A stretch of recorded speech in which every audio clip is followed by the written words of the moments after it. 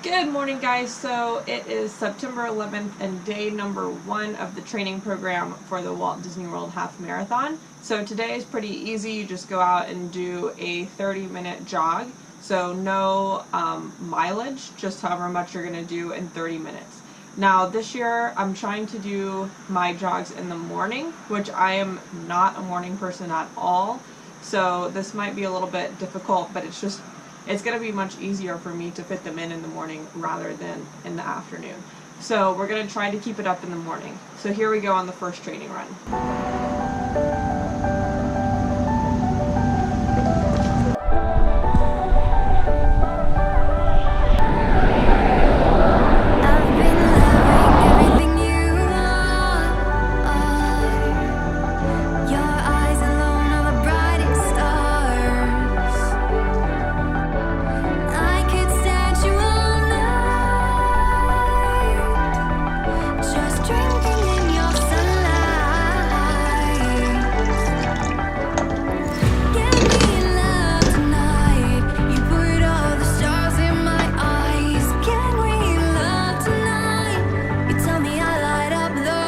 Talk about the training program that I am doing for the half marathon.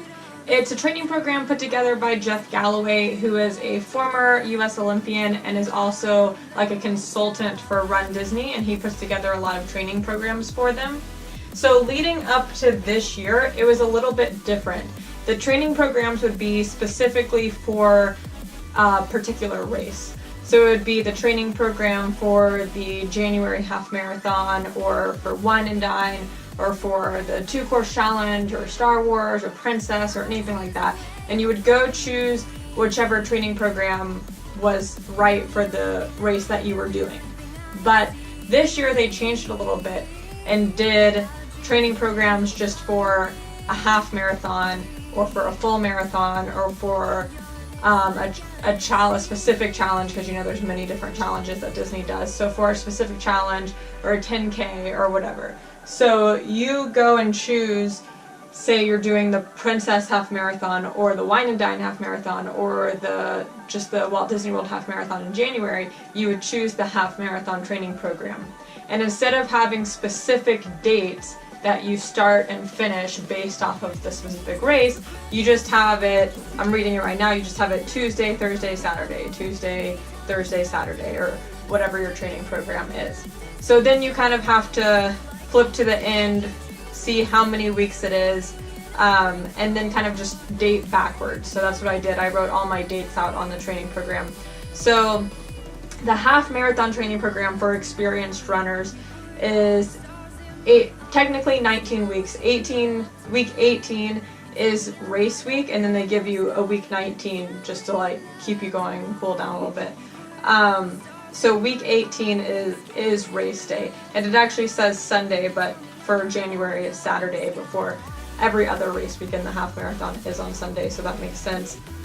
So then just kind of date back. So if you're doing the half marathon in January, your starting date would have been September 11th, which is when I started. Now obviously, if Tuesdays and Thursdays don't work for you, do Monday and Wednesday and Saturday, or Monday, Tuesday, Saturday, whatever works for your schedule. Just get in two 30-minute training runs during the week, and then Saturday is a certain amount of miles. So week number 1 starts out with 3 miles, and I did a 5K in Atlanta, so I counted that. It goes up to all the way up to 14 miles on a Saturday. So you start off, it's not going to take you too long, 30-40 minutes to do 3 miles, maybe an hour, but then you go up to 14 miles. That's going to take you a good long time.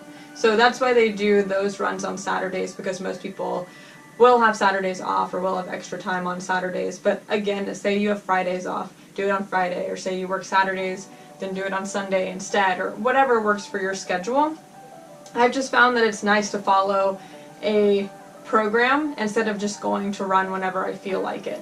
I like a little bit more structure. Now, I'm going to be going out of town a lot of these weeks and stuff like that, so I'm not going to hold myself like exactly to it. If I miss one because I'm out of town, I'm not really going to worry about it that much.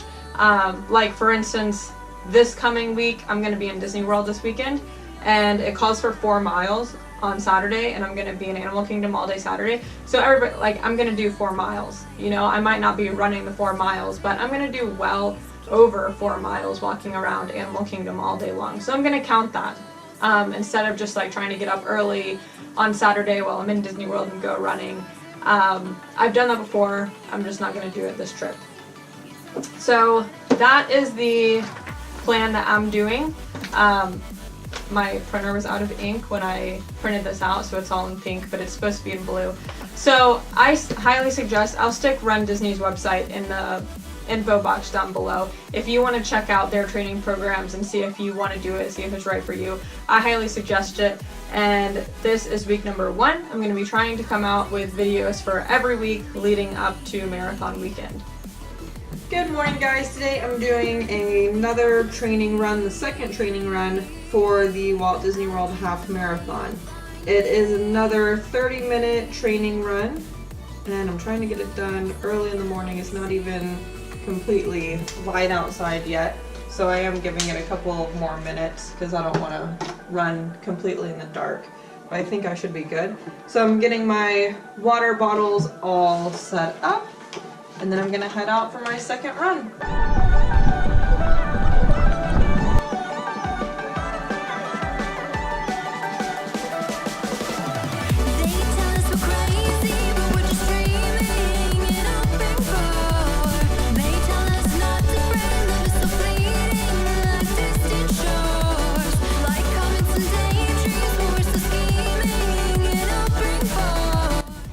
Hey guys, so we are in downtown Atlanta for the Run Like Mad 5K. So it's the first Saturday of the training session, and the training actually called for a 3-mile run. So it's perfect that we already had a 5K set up. So this is gonna be my 3-mile run or 3.1 mile run today. So here we go.